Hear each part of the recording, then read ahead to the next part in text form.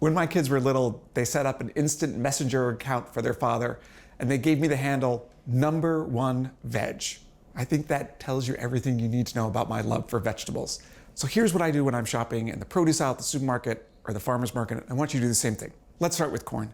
And I have a favor, please. Don't be that person that pulls back the husk and then throws it back on the pile. I've got a secret for you. If you want to make sure that they're plump kernels all the way to the end, you don't need to pull back the husk. Just use your hands. You can feel this one, the kernels taper off and they aren't plump at the end. As opposed to this one, I can feel that their kernels all the way to the end and they're nice and plump. I don't need to damage the corn in order to pick the right one. Now when you get home, actually save that brown paper bag and moisten it up, run it under the faucet, and then put that in the fridge. It actually helps the corn retain moisture. You can do the same thing in paper towels if you don't have a brown paper bag. All right, tomatoes. If there's anything you're gonna buy local, buy tomatoes local. They just don't ship well. So when I'm shopping, I do two things. First thing is I pick them up, give them a good sniff. Should smell like good earth. Next, press them. You actually want some give here. If it's rock hard, it's really not that ripe, and it may not ripen all that quickly. Obviously, you don't want your thumb, though, to go into it, because then it's way too ripe. When you get home, if it's really ripe, put it in the fridge. All that stuff out there on the internet says you can't put a tomato in the fridge is actually wrong. It's fine. It won't ripen in the fridge, so if it's not ready to eat, don't put it in the fridge. Cucumbers. These are English style. They're always sold wrapped in plastic. So think about those American style cucumbers from the supermarket. They're coated in wax. Does the same thing. Now if you're buying from a farmer's market or you're growing your own cucumbers, they're not coated in wax. So actually wrapping the cucumbers in saran wrap is a great way to preserve them. You can use this with zucchini, summer squash as well.